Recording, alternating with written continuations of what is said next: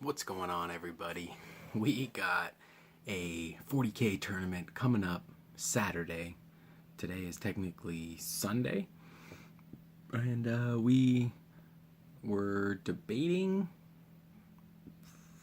on playing in, I'm debating on playing in the 40K tournament coming up Saturday at the local store that I play at.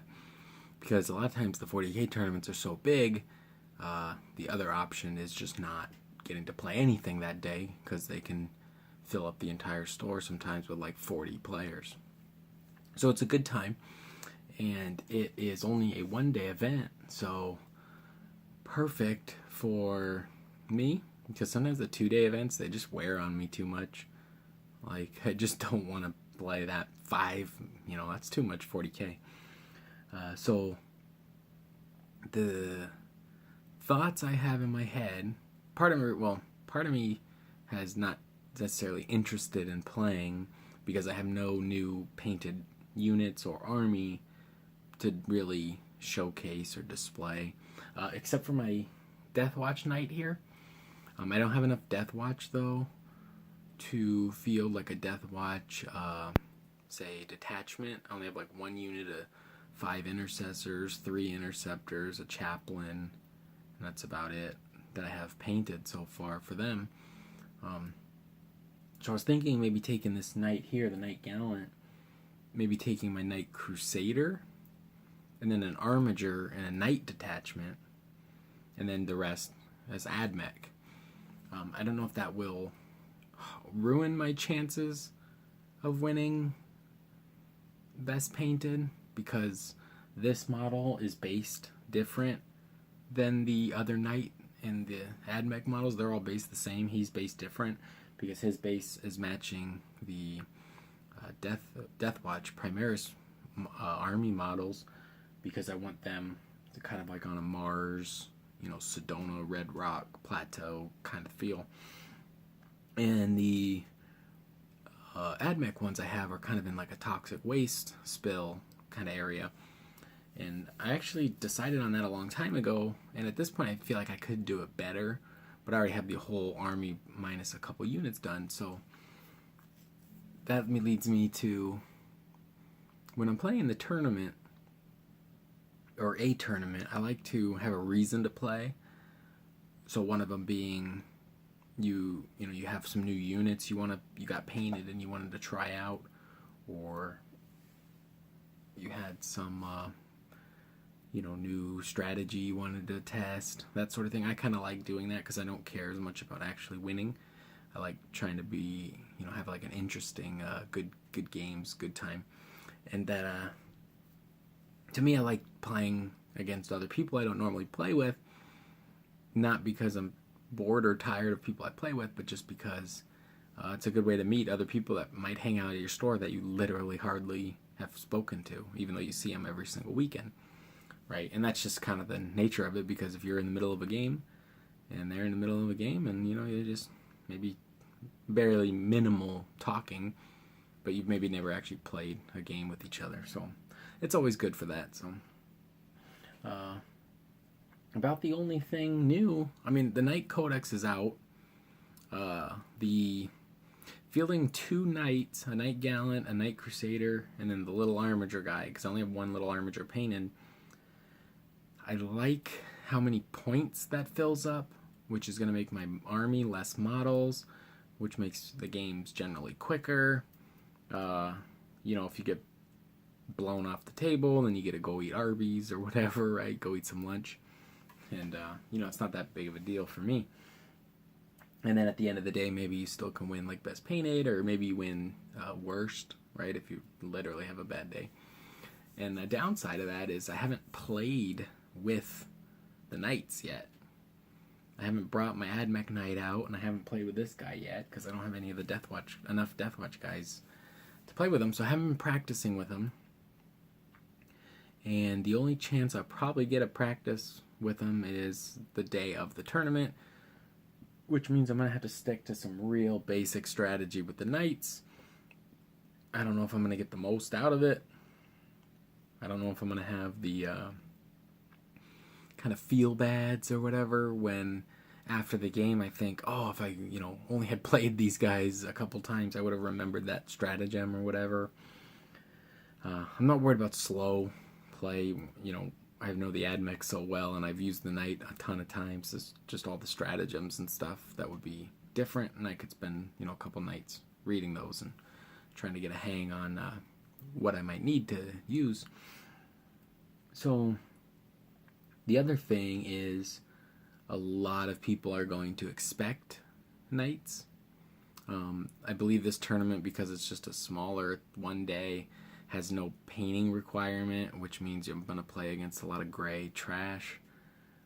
People that only care about their little internet points and don't care about actually their army per se, whether that be painting or whatever. So in that sense, it's not that enjoyable for me that you're literally playing with people just trying to chase internet ranking points that mean nothing. But I guess, painting your models means nothing too, but it means something to me. So, likely you'll have some of that. Also lists that are expecting Knights, so you'll be dealing with that. But all said and done, it's only 3 games. If you get blown out of the water 3 times, then whatever. The option, I said before, if this fills up the whole store, the option is no games, no playing, no Saturday of at your favorite local game store. So we might play. Let me know what you think in below if we should play. It would probably be a Imperial Knights list mixed with one of the Forge Worlds from AdMech. I think I've been playing Graia recently, even though I haven't played them that much, but I've already played Mars and Lucius quite a bit. So the next one I'm working on playing is Graia. So that's probably what I would play just for the fun of it. It'll be interesting. I don't know. It's hard for me to commit to these if I don't have, if my Death Watch guys were fully painted, or my Scions, or my Vostroyans.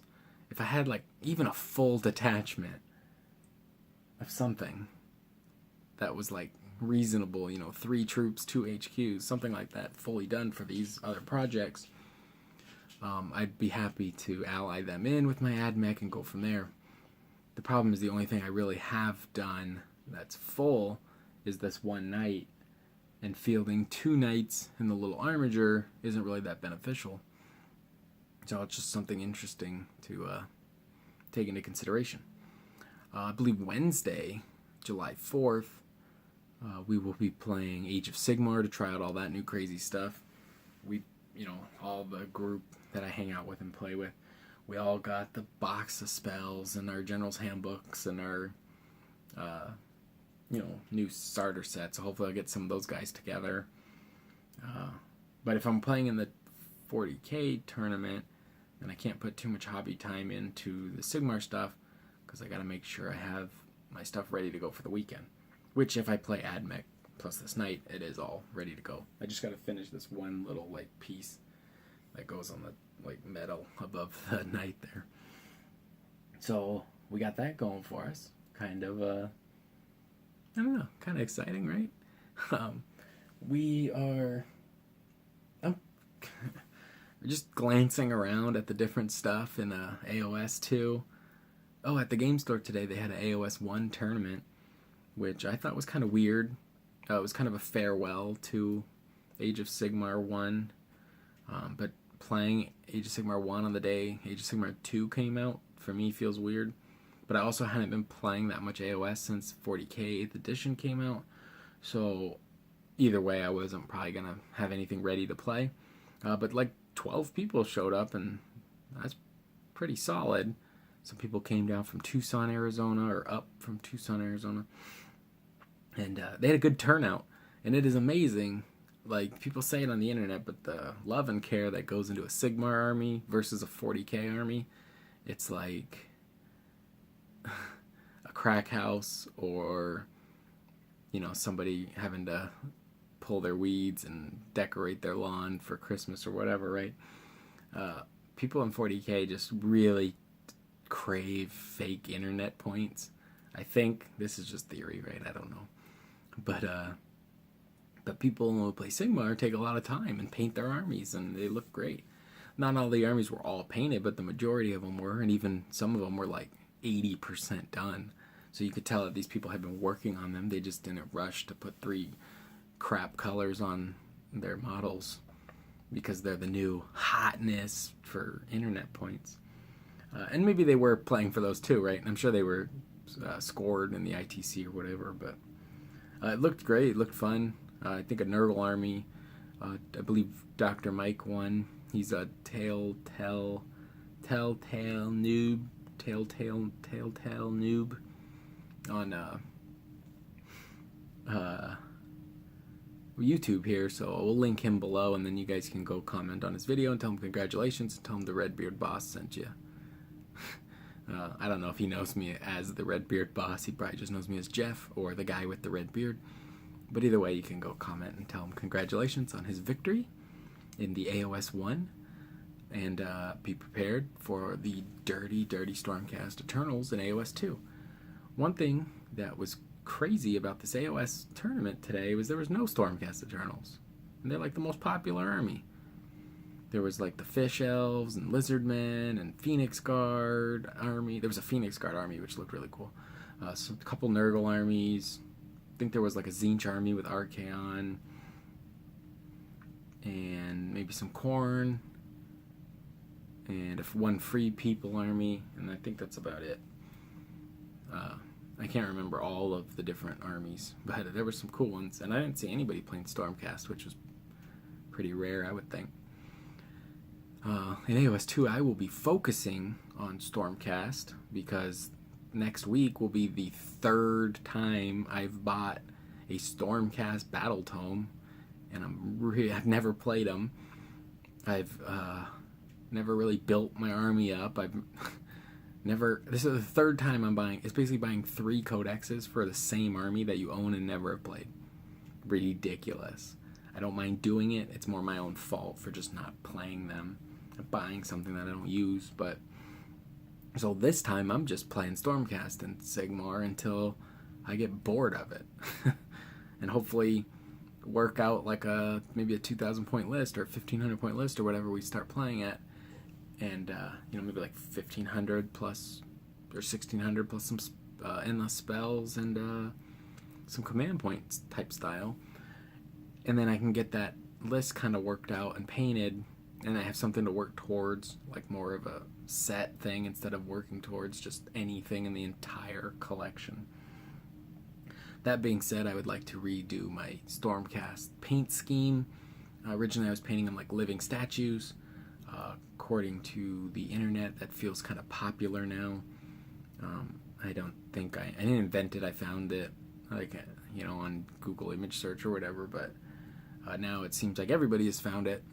And not everybody, but enough that it's not that unique, I don't think, anymore.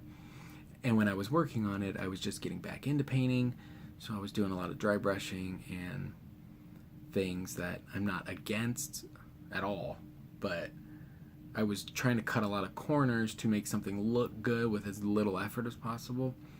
And in the last 3 years of being really back in this hobby big time, I'm not about as interested in cutting corners to make things look good as possible. It's just trying to be good at painting and make things look as good as possible. Because when you're trying to be good and do good work, you're getting better much faster. So dry brushing thousands of points of Stormcast from a dark brown up to an ivory kind of off-white I'm gonna benefit 0 from, because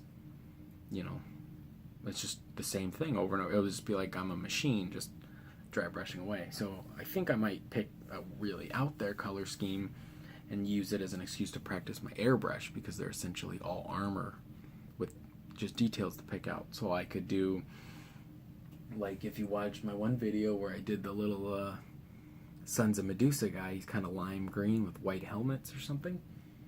Something like that could be an interesting an interesting take on the Stormcast armor, right? Bright green with white helmets could be cool. Maybe like pink or purple or something. I don't know if I want to go that far because I have a big army, but I was thinking maybe like orange or something kind of more like Space Marine chapter, even maybe a white army, which would still be kind of like my dry brush off-white living statues, but these would just be more like an airbrush built up, kind of off-white to white highlight or something like that. Another thing that crossed my mind was, say something like bright silver, and then using like these Minotaur ghost tints, or maybe the Tamiya, maybe like this Tamiya clear blue or clear red or whatever, and try and see if I can knock out like a candy paint army, like hot rod, bright shiny red. Sometimes when people do that though on the corn models and stuff, it looks real gummy, but other times people do it, it looks real cool, so that could be cool. I don't know if I've seen a candy apple red Stormcast army. I also got this like flame red liquid acrylic. I believe one of these ghost tints is red. That one's orange. This one's magenta, which comes out purple. And that one's golden yellow. So no, I don't have red per se, but I do have bright silvers. And I do have a Tamiya red, which is like what everybody used as Blood for the Blood God before Blood for the Blood God came out. So there's a lot of different ways we could do that. I got Vallejo transparent red. Sorry, I'm just rattling this stuff off because I didn't really think about this candy paint thing until just the second. We got intense red, ink tense red. We got the bloodletter glaze, I think. Blood for the Blood God. We got red washes. That could be cool. Like, I sold most of my Blood Angels, so maybe I could turn my Stormcast into my red army. Maybe? We might have to get some old Space Marines and try this out. That actually sounds pretty cool. Side tip, here's a tip for you painters out there, or people getting into painting. Keep your little Space Marines around. And see, these guys like green and silver. This one's different green and silver, or different silvers, trying out washes. And they're really good for... They basically hold like no value at all. They're like $1 a piece on eBay if you ever tried to resell your old Space Marines. Most of the time they're less than $1 a piece. So they're good to just... Don't worry about stripping them or anything. Just if you have an idea, prime that guy, whatever color you think you're going to prime your model you're about to work on, and bust out that idea on him until basically all the details have filled in with paint. And even then you can still get an idea of what a wash might look like over a color, or a dry brush build-up might look like if you're going purple to yellow or whatever. I don't know, that's probably a bad example. Purple to hot pink, maybe. You know, you could try some kind of royal purple, some kind of medium purple, some kind of light purple, like a lavender, and then you could try some kind of red purple with kind of some more of a red, and then maybe like a red pink or an orange, right? And you could try it a couple times, see which dry brush you would want to go, or which layers or highlights, right? Just keep some Space Marines on your desk. Don't be afraid to destroy them with thick layers of paint, because you're just going to use them as little test models. And, you know, that's about it. And finally, if you've stuck around this long, you get a little update on my adventure into role-playing games. And not like the sexy kind of role-playing that you would expect a creep like me with a big red beard to have. But this is the book I picked up, The Sixth Gun. It looks super cool. It is a Savage Worlds book. It looks something like the TV show Preacher, or maybe a Deadlands, or Walking Dead. It's a Weird West, comic booky kind of style artwork. There's like 6 magic guns in the universe, and there's also that crazy witch. So that's cool. So we were kind of working on some characters today, shooting the doo-doo and making jokes about gnomes. And so basically I think we're going to have a kind of Native American shapeshifter character, a skinwalker, whatever it would be called. And he's either going to be that or a Native American like werewolf type character that will sometimes swap into a more savage wolf killing type thing, and then other times be a more shaman or something like that. Like not as extreme, but a good example would be like the Hulk. Sometimes he's a scientist, sometimes he's a big green monster. So there you go. Another guy was mentioning being some kind of rapier, sword fighter, duelist type character. And another guy was mentioning just like a marksman of some sort.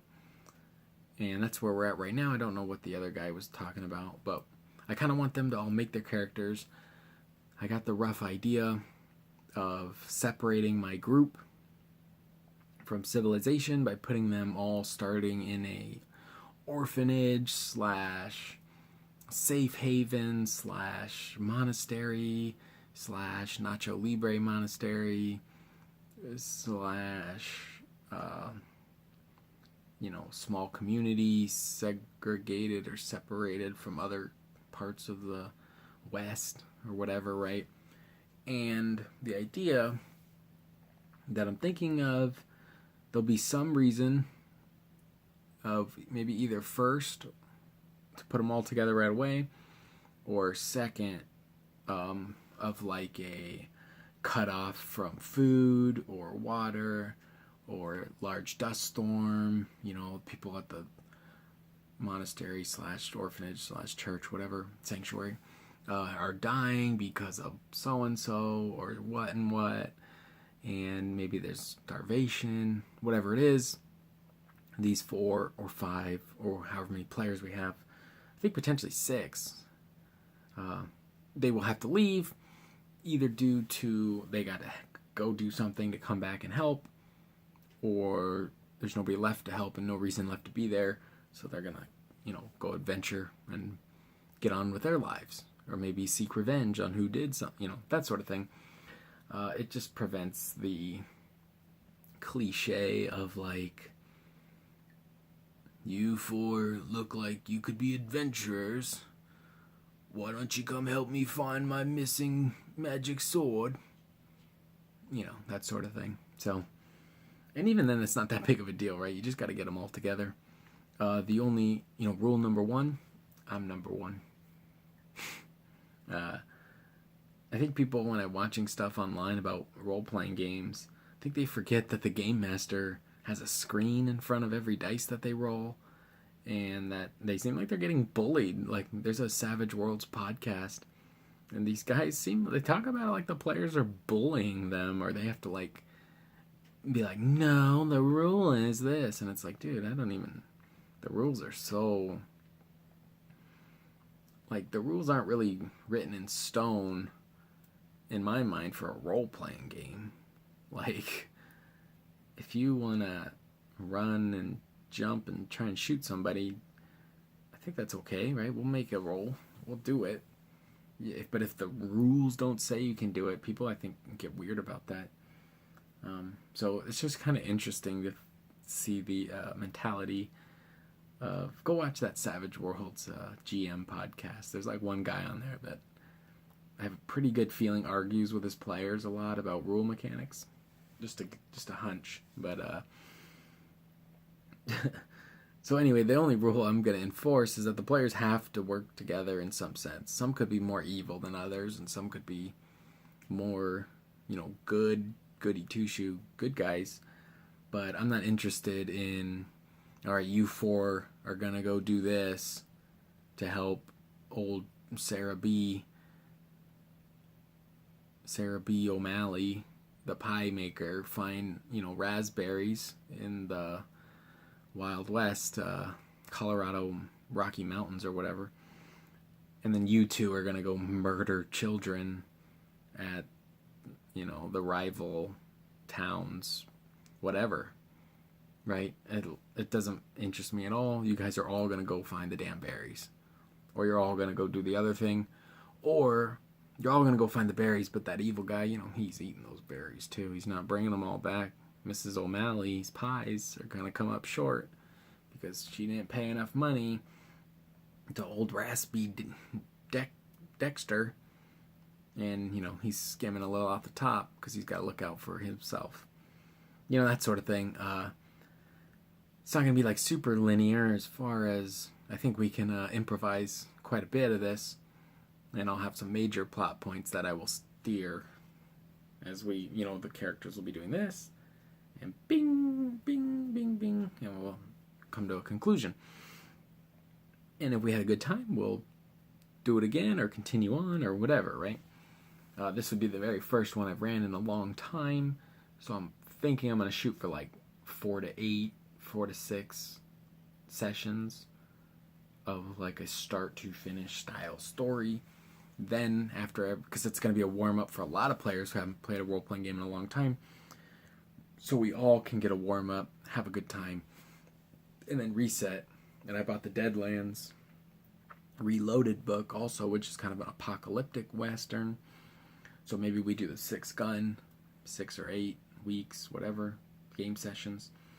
And then maybe we re-roll and start a Deadlands Apocalypse kind of deal. I also got the Mars 1889. I could run that. And then I'm hoping with our players it will inspire somebody, because this Savage World seems like a really fun, like a lot of fun factor type game. I'm hoping they will inspire somebody to also run a game and then I can play, because reading the character creation is so fun. You know, I want to be a dirty hobo magic user who's got a, you know, an addiction to cocaine, but also helping people, you know, whatever, right? A heart of gold. He's a drug addict with a heart of gold, and he was in a movie, so you should post on Facebook that you miss him. That's the character I want to be, right? I want to be missed on Facebook with my character all snake eyes or double ones trying to jump off a train before it blows up and my foot gets caught and I blow up. So just something to think about there. We like to go a little off the rails on this channel when we get this late into the video, but so just some fun role-playing stuff. I might be a hypocrite because I really hate when people play video games on their channel and I subscribe to it and I see like video game content popping up in my subscription. But I'm going to be honest, you might see some 40K, some AOS, and maybe some Savage Worlds content, because at least that way if I keep them separate you don't have to click it. Whereas this video, you kind of got a little bit of each of things I'm interested in right now, plus some hobby stuff that I'm interested in. So in reality, I kind of have 4 different topics I could be doing the videos on. So stay tuned for possible tournament updates. July 4th, I will be trying out AOS 2 from the best of our ability of like what we think, you know, try some games. And we'll do a recap on that. I really want to make a video about how ridiculous Forge World is and its attempt to be like pay to win. And I really want to get into that for you, and why you should not allow it in your life. Maybe in your life, some of the models are cool, but not in your games, certainly not outside of a tournament. And if you're running the tournament, I highly suggest you just take it right off. It does not need to be there. Anybody that has it does not need to use it. It's fine. And if you play with Forge World, then tell me why you like it below, but I bet it's because the rules are always slightly better than whatever the comparable thing is. So, you know, you're going to say because you like the look of it, but in reality, it's, you know, it's the same gun, but +2 strength and 5 points cheaper, whatever, right? So that's a whole nother rant. I want to get into it. I just haven't sat down and made the notes for it, I guess. So hopefully you enjoyed the video. Hopefully you subscribe. Go to the Dark Eldar giveaway. I think we're right about at the time that we're going to announce the giveaway, so go comment on that. Tell me what you thought of this video, on that video, or that video, on this video, or this video, on this video. Anyway, please subscribe. Please stick around. Always trying to chat with everybody in the comment section. Not because I'm some cool YouTuber, but because I just like talking about hobby stuff. And it's a good way to talk with a lot of people from around the world with different points of views. So hopefully I hear from you. Hopefully I see you soon. And yeah, I guess that's probably pretty good.